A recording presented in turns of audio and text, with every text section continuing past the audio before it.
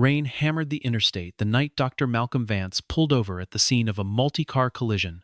Before he could even touch a single victim, Lieutenant Rebecca Sloan wrenched his arm behind his back and accused him of causing the disaster. Fuel was already leaking across the pavement.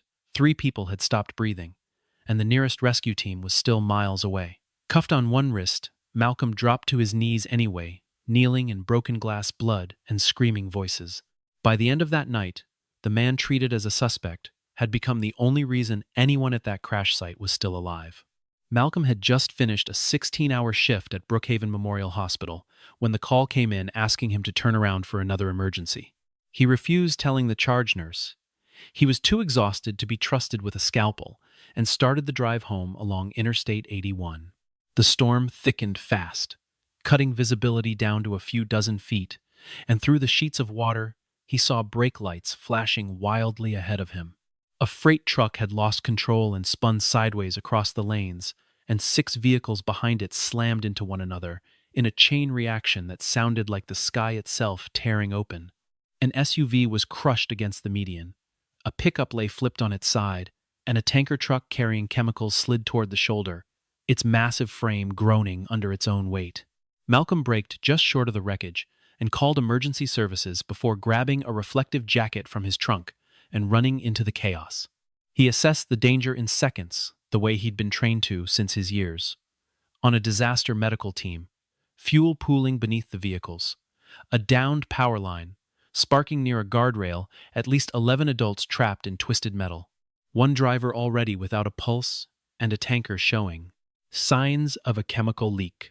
He broke the window of a sedan to reach an unconscious woman inside his fingers, already searching for a pulse at her throat when the flashing lights of a patrol car swept across the wreckage behind him. Rebecca saw Malcolm's car parked near the point of impact, its front bumper carrying an old dent, and she made her judgment in an instant. She assumed he had struck the vehicle ahead of him and triggered the pileup that followed.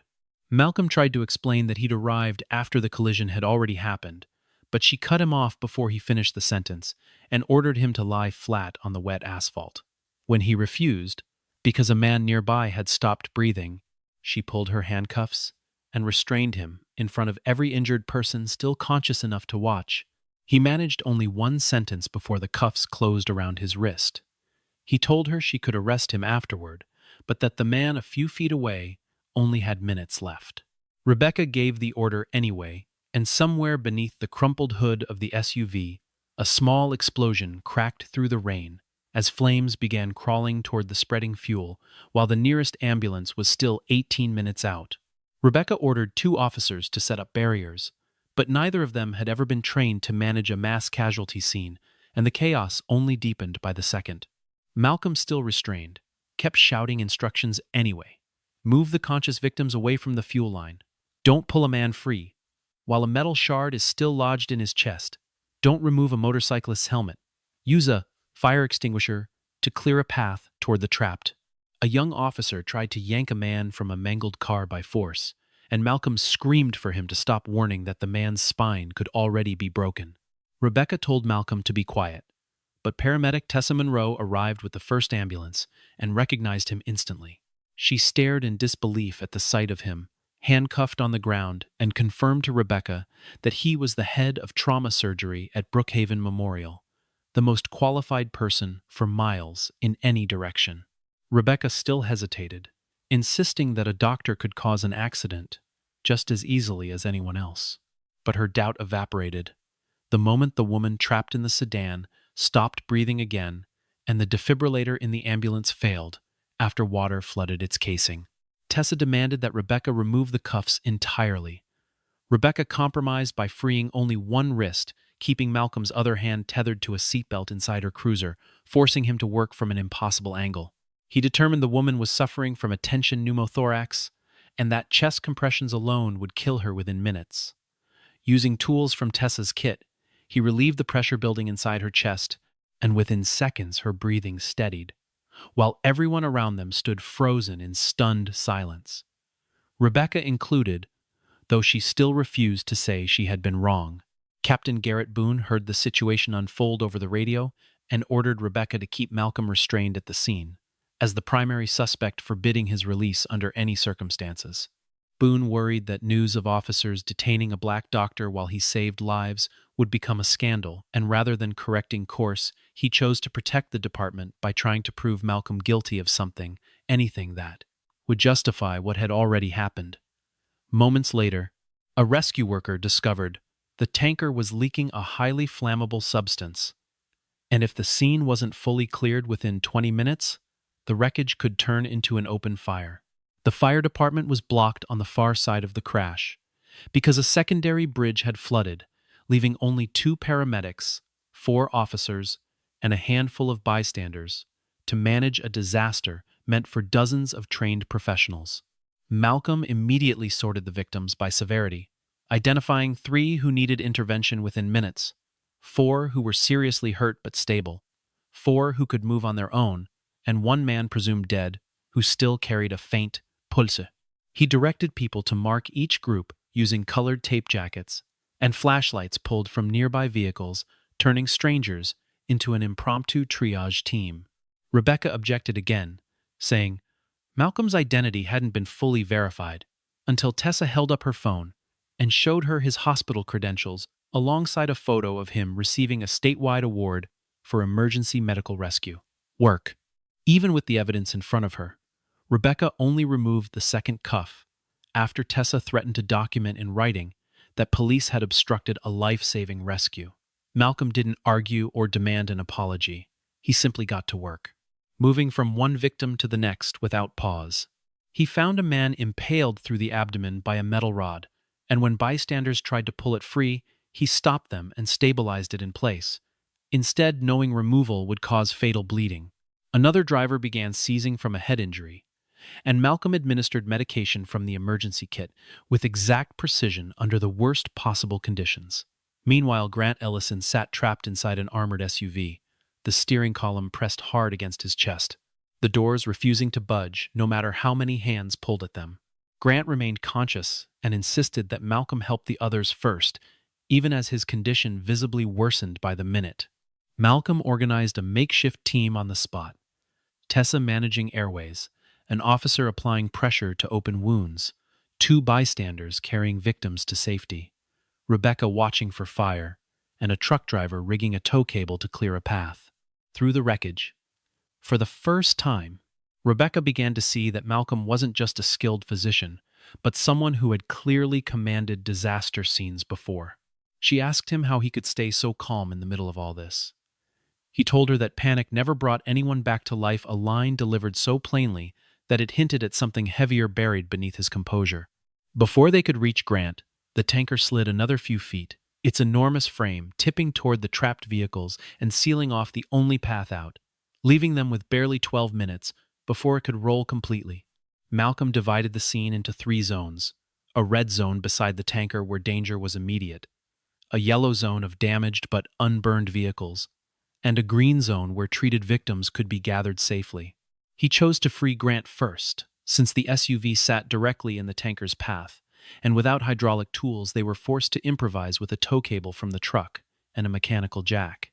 Rebecca climbed into her own cruiser and used it to help pull the SUV door open, the metal groaning as it finally gave way.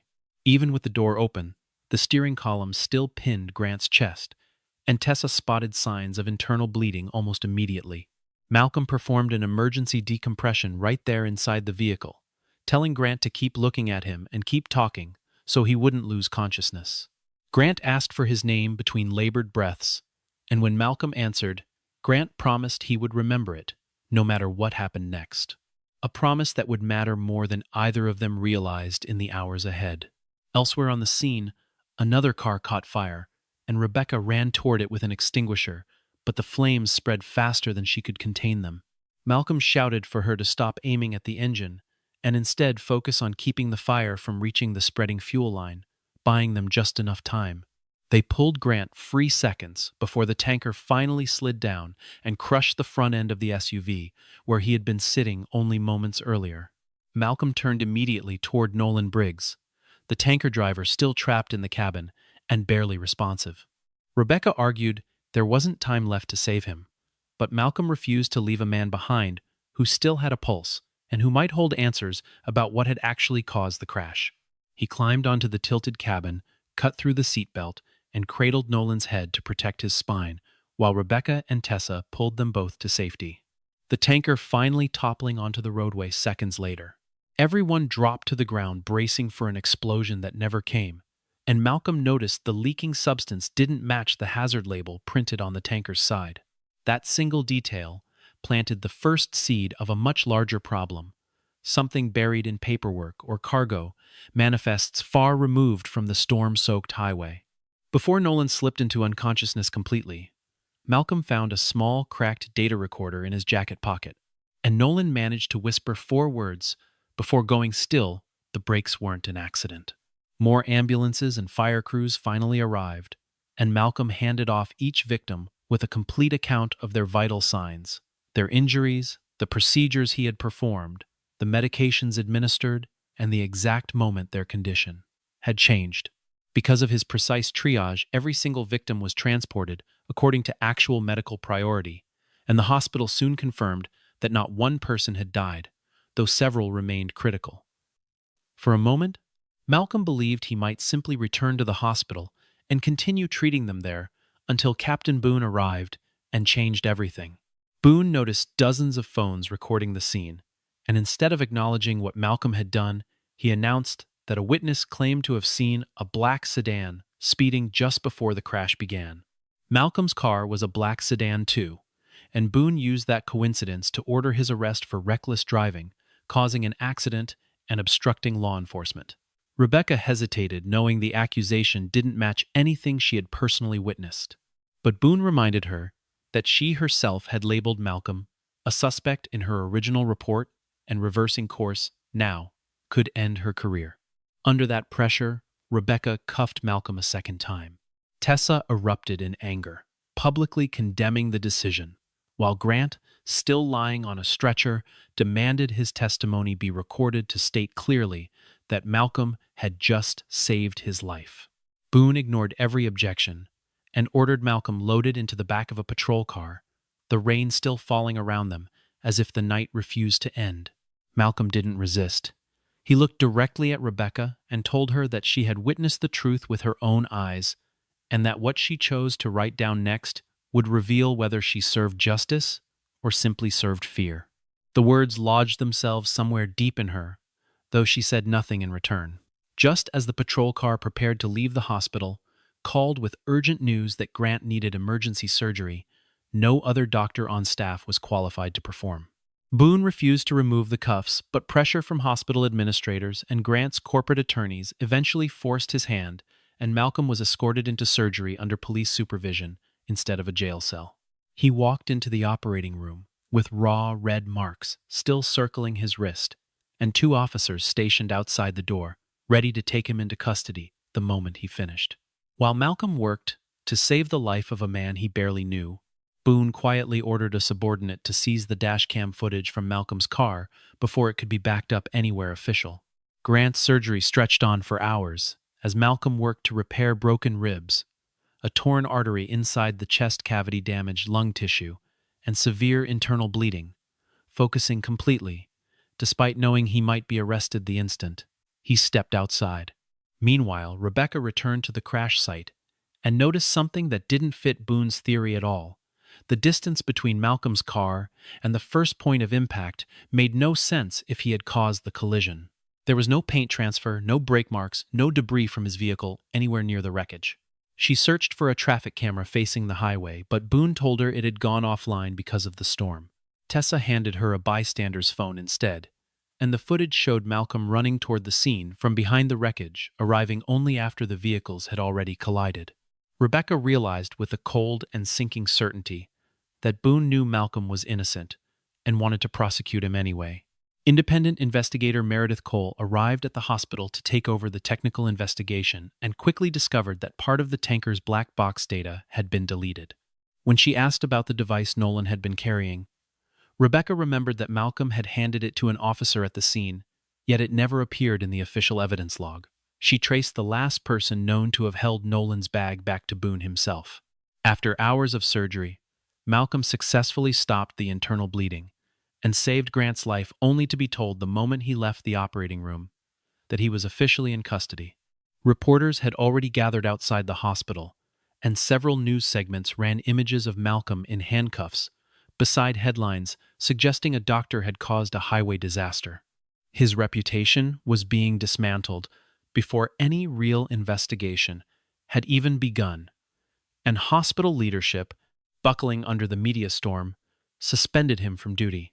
Alone in an interrogation room, Malcolm sat with the full weight of what he'd lost pressing down on him. He had saved every single victim, yet he now faced the possible loss of his medical license, his career, and his freedom. He thought back to a teammate who had died years earlier during a disaster rescue mission because a commanding officer hesitated too long to act a memory that explained why Malcolm always moved the instant a life was on the line, without waiting for permission from anyone.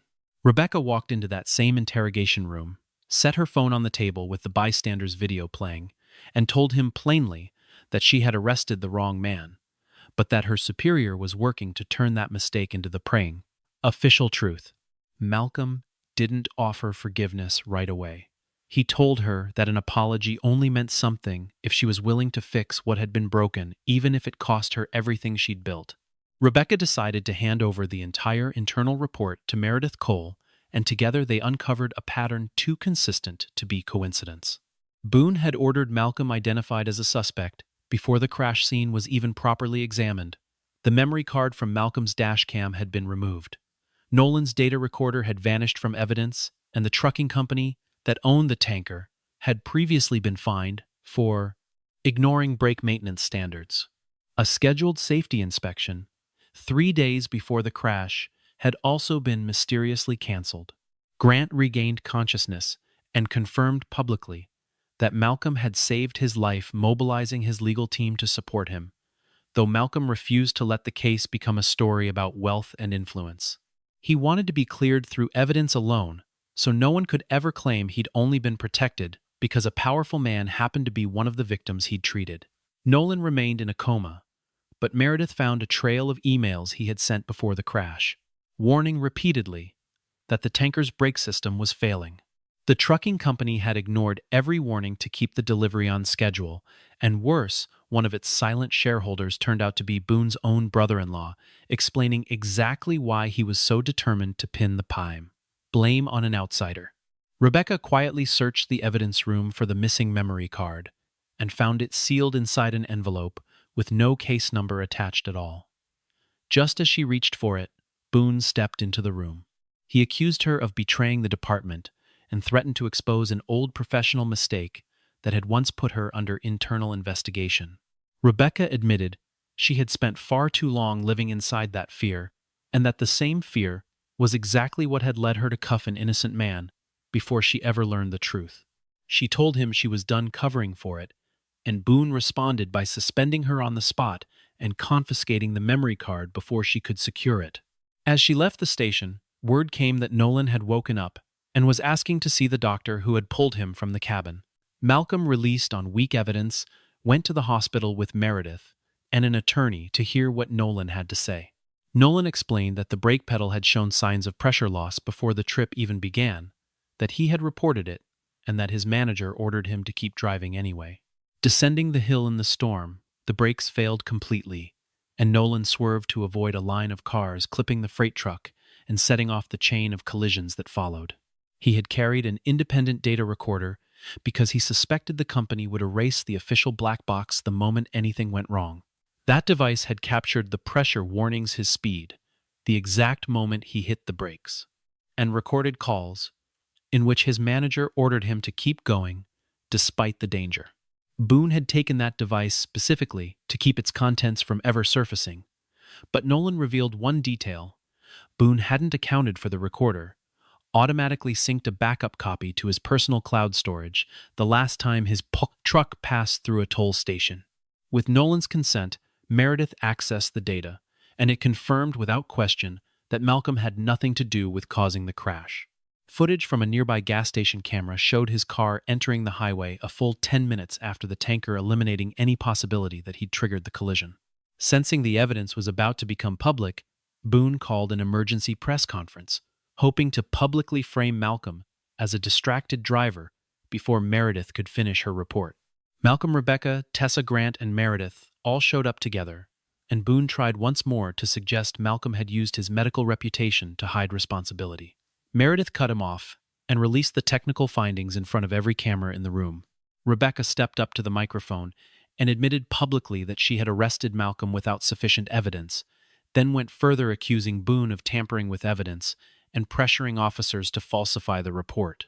Internal affairs investigators entered the room moments later and demanded Boone surrender his badge, his phone, and his access to the evidence room, all in front of dozens of running cameras.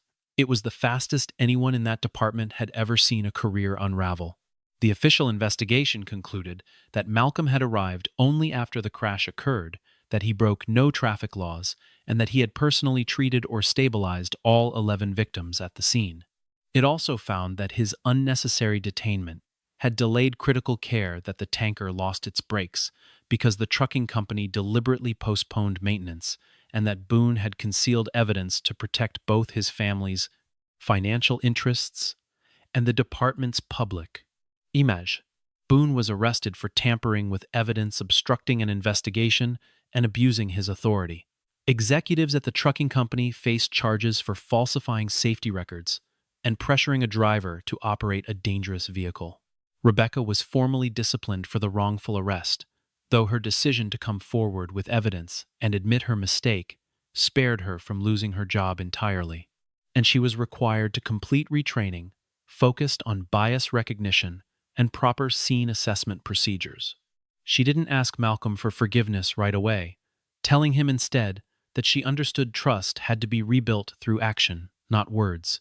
The hospital reinstated Malcolm and issued a public apology for suspending him before any conclusions had been reached. Grant organized a gathering with the other survivors, all 11 of whom had lived, though some faced a long road to recovery ahead of them.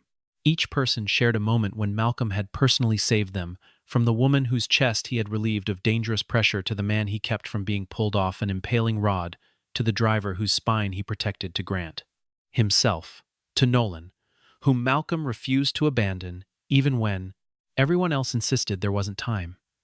Grant stood in front of Malcolm and said that people usually call someone a hero only after learning how the story ends. But Malcolm had chosen to go back for Nolan without knowing whether he'd survive, be thanked, or simply be arrested again the moment it was over, and that Grant said was the real measure of courage. Malcolm didn't accept the title of hero. He said he had simply done what every doctor swears an oath to do the moment someone's life depends on it. When a reporter asked whether he hated Rebecca for what she'd done, Malcolm answered that justice didn't require him to forget what happened, only to make sure it never happened to anyone else again. 6 months later, Malcolm returned to his position as head of the emergency department, still carrying the memory of being cuffed on a rain-soaked highway, but refusing to let it push him out of the work he loved. Grant offered him a substantial sum of money as a personal gift, and Malcolm declined it, asking instead that the funds be used to create the Vance Community Trauma Response Center. The center was built to train police officers in supporting medical personnel at emergency scenes, teach basic first aid to ordinary citizens, establish clear procedures for verifying doctors and rescue workers on site, provide training on recognizing bias in high-pressure decisions, and equip rural highways far from hospitals with proper rescue tools. Rebecca enrolled in the very first training course, not as a commanding officer, but as a student, sitting among trainees, learning the material from scratch. During one session, she stood in front of Malcolm and the entire class and described every mistake she had made the night of the crash without a single excuse. She didn't blame the pressure of the moment, the weather, or the lack of information. She admitted plainly that she had seen a black man near the scene and decided far too quickly that he must be the threat rather than the rescuer. Malcolm acknowledged her honesty, but reminded her that confession was only the beginning and that what truly mattered was how she chose to act the next time a moment like that one arrived. Nolan recovered fully and became an advocate for drivers' rights to refuse operating unsafe vehicles, using his own near-fatal experience to push for stronger protections. Tessa was named the center's director of rescue training, shaping the next generation of paramedics with the same instincts Malcolm had shown that night. Meredith continued investigating trucking companies that violated safety regulations, citing this case as proof that hard technical evidence could stand against reports built on assumption and convenience. One quiet evening with a light rain falling, Malcolm drove past the same stretch of highway where it had all happened. The guardrails had been rebuilt, the road resurfaced, and a new emergency response station was rising near the shoulder where the tanker had once come to rest. He slowed the car for a moment, staring at the exact spot where he had once been forced to kneel on the wet asphalt. Rebecca stood nearby at the new station, guiding a group of young officers through a training exercise on supporting medical responders at a crash scene. Their eyes met across the distance, and she gave a small, quiet nod.